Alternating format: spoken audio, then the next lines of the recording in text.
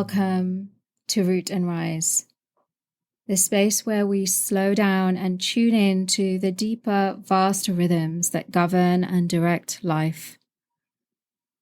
The space where we walk towards reclaiming ourselves from the disempowering assaults on the great mystery of this human experience from the dying dominant culture. I'm your host, Rohini Walker. Before we begin the episode, I invite you to take a quick pause, to breathe deep into your belly and exhale with a sigh. Even if you're doing something else like driving or walking or making a meal, just take a moment to pause, to breathe and drop into your body, into the lived experience of this moment. Invite yourself to land here now. So today I want to talk about something that I'll probably be bringing up in future episodes and approaching from different angles. And that is the topic of our attention, arguably our most vital resource alongside our time. Attention is something that we're routinely paying with in our digital and information age. It's something that's always and ever more loudly demanded from us, to the point where we're now living in the so-called attention economy. And there's so very much to say on that, which, like I said, will probably be spoken to in future episodes. What I wanted to invoke and talk about today is sacred attention and the offering of it as an act of reciprocity. So what do I mean by sacred attention? Well, on one level, sacred attention means being fully present with someone or something in a way that's respectful, intentional, and heartfelt.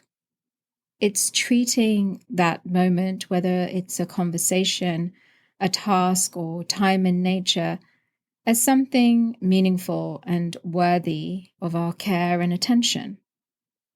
In essence, sacred attention is presence. On a deeper level, I've come to understand and experience the cultivation and offering of sacred attention as a portal into an animist experience of the world. And I go into more detail on what animism is in episode 2. But a very brief summary for now, animism is about being in relationship with our bodies, our experiences with our lives, with other beings, both human and more than human, with nature and the world. And from this perspective, it requires a certain slowness from us, a willingness to open ourselves up fully to the now, or if not fully, if we're not able to offer our full presence and attention in the moment, a willingness to offer as much of our attention and presence as we can, to make a silent commitment to that. It's a willingness to call our attention back from unconscious and unnecessary interfacing with the screen and with scrolling that devours so much of our time, another valuable resource, and to invest both time and attention into what's here now, into our lived experience. Our attention, like I said, is an extremely valuable and powerful resource which we'd do well to offer and distribute wisely and with care. Just how valuable our attention is only too obvious when we consider all of the endless ways in which it's grasped and grabbed for in our modern age. Our attention is valuable currency. What is that pointing to? Could it be to the great taboo of the materialist worldview and to the essential truth that esoteric wisdom traditions from around the world have pointed to throughout the ages. That we are expressions of and inseparable from Source, from the divine, from the ineffable, from the great mystery, whatever name or label you prefer to give it. We are that. We are expressions of that. Which means that we already contain and we already have the potential to embody all of the treasures that we seek in the external world, and that the external world is a channel and a mirror reflecting back to us those things within us that we consciously and unconsciously identify with and hold to be true, individually and collectively. And it's our attention that enlivens and activates unmanifest potential into form and experience, as in the observer effect in quantum physics. It's our attention that feeds and nourishes what's here. Our attention is sacred because it has the potential to be a creative, life-affirming, life-sustaining resource. So what are we feeding and affirming with it? What is the quality of the attention that we're offering? We know this with early childhood development, for instance. An infant can have all of their basic physical needs met, like food and shelter. But if the appropriate forms of love and emotional nurturing are absent, which are delivered via loving attention and presence, the child will suffer from neglect and is likely to experience growth and developmental issues, complex PTSD and immune response problems, among a host of other things. Our attention is sacred. Who or what we're offering it to, as well as the quality of it, can be a creative or destructive process. What are we creating and what are we destroying with our attention? Another thing I'd like to speak to is the systemic fragmentation of our sacred attention. Like almost every one of us alive in the world today, my attention regularly becomes fragmented, and I don't even use social media anymore. Just having a cell phone is enough. What I've started noticing with more and more clarity is how my fragmented attention feels in the body and how my nervous system responds. My breathing becomes shallower, and there's a general experience of a sort of narrowing in my system. A felt sense of scarcity and an underlying hum of urgency. When my attention is fragmented, it feels far from sacred. In fact, it doesn't feel like it's even mine, and that it's being siphoned away from me without my consent.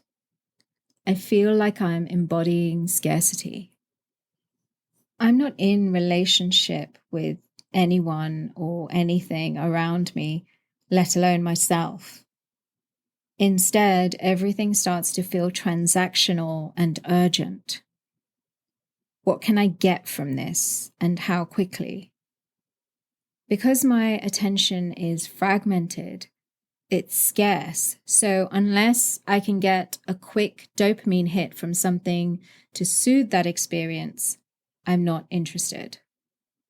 And if there's one thing about the experience of offering sacred attention, it's that it's not the place to get our quick fix dopamine hits. The practice of allowing myself to feel the rupture of my fragmented attention in my body and system has organically guided me into repairing that rupture. Rupture and repair, a necessary and regenerative back and forth that gives the human experience depth and dimensionality. But we don't want to get stuck in the rupture. And getting stuck in the rupture is something that has been increasingly normalized in our dominant culture and in our nervous systems. The culture of this is just the way things are, when in truth, it really doesn't have to be.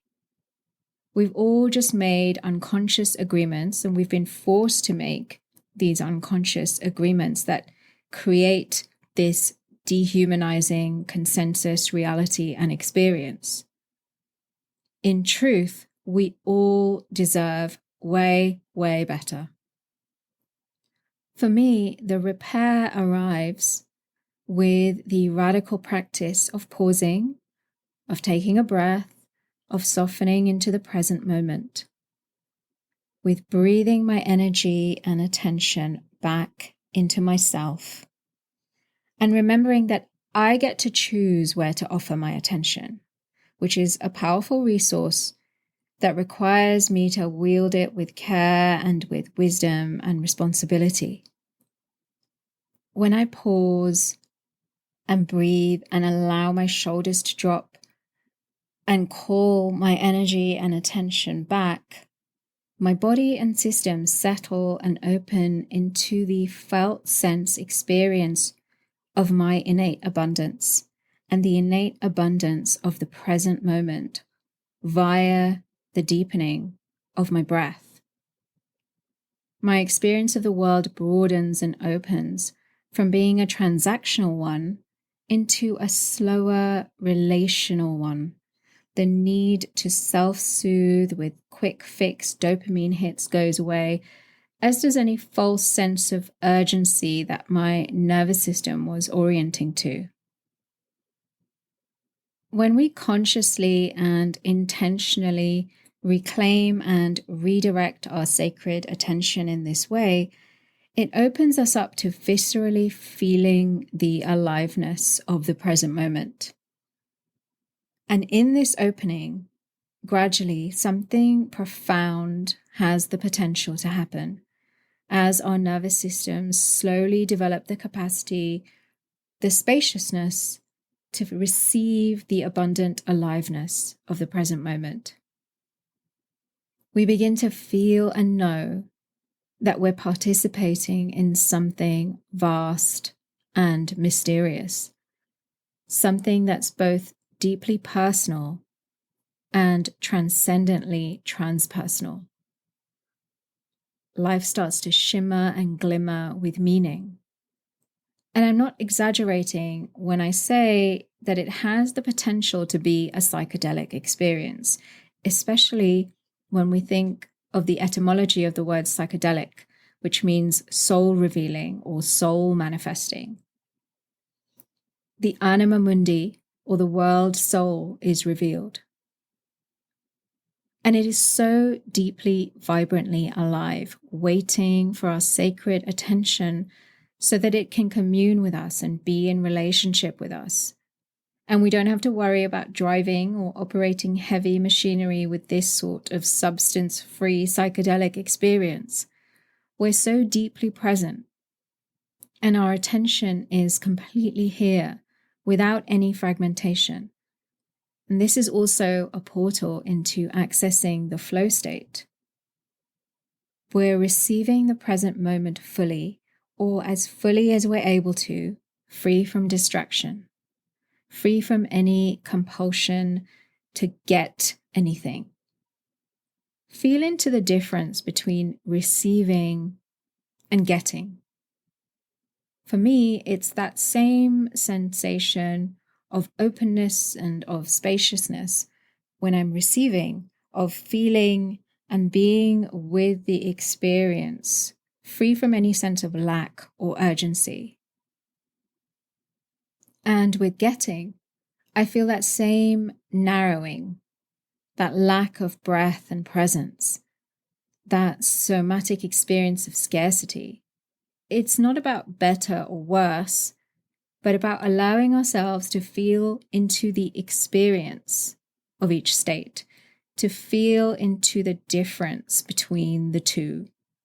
And this is a way to become more embodied and to make our experiences more conscious so that we can exercise more choice and agency. Your somatic experience of receiving and getting may be different from mine, and I'd love to know what you felt and what you feel. So back to this receiving of the psychedelic, soul-revealing aliveness of the present moment, of being in relationship with it and experiencing ourselves as participants in a vaster unfolding. When I'm able to drop into this, there's a natural, uncontrived arising of deep, humbling gratitude for everything that's here, including the unpleasant or undesirable or uncomfortable aspects of my life, the parts of my life and myself that I judge or negate and push into the shadows. I'm able to hold space for it all, including these heavier experiences of my humanity. I'm able to witness it holistically as a whole, without the fragmentation and compartmentalization of judgment and rejection. And my unscattered attention feels simultaneously like it's in reciprocal relationship with and inseparable from this vaster unfolding of the abundant present moment. My attention, when it's offered in this way, is an act of reciprocity as part of a back and forth, an inhale and an exhale, each one nourishing and arising from the other to create the complete and unbroken cycle of the breath. In return for experiencing the glimmering aliveness of the present moment, I offer my sacred attention, and in return, the world reveals more of itself, of its soul, of its numinosity to me. And so it goes. The observer and the observed, in a dance of reciprocity, seemingly separate in order to experience each other, but in essence, inseparable. This also organically creates the space for alchemy, for transformation and transmutation to take place. Those parts of my life and myself that I had been rejecting and shaming and judging and pushing into the shadows like neglected children, they get to be seen and restored back into the whole. They had been existing in a state of unbelonging, as contractions in my psyche, in my nervous system, in my body, in my energy field. And now, in their own time, they have the space and sunlight of my sacred attention to sigh open, to release, to resolve and transmute in their own time. They get to be integrated without any fixing or forcing from me. Any doing that I do comes from a place of listening, of feeling and responding, from caring and tending, rather than from controlling and dominating and fixing. I'm creating an internal culture of power with, rather than power over. Ultimately, my responsibility is to cultivate and strengthen my capacity for offering my sacred attention, for carving out big and small pockets of time in my daily life to do this, until eventually this nature-aligned, life-affirming experience becomes normalized in my system. And those moments when my attention will inevitably be fragmented and scattered become less habitual and reflexive, and start to feel so unnatural in my system that the repair of that rupture of fragmentation begins to take place organically and almost effortlessly. Self-reclamation becomes a dynamic back and forth process where each repairing return becomes an opportunity to deepen and expand my capacity for offering sacred attention as an act of reciprocity. This is not about perfection. It's about curious, compassionate, and playful exploration with this resource of our attention. And ultimately, of feeling and understanding just how powerful and sacred it is.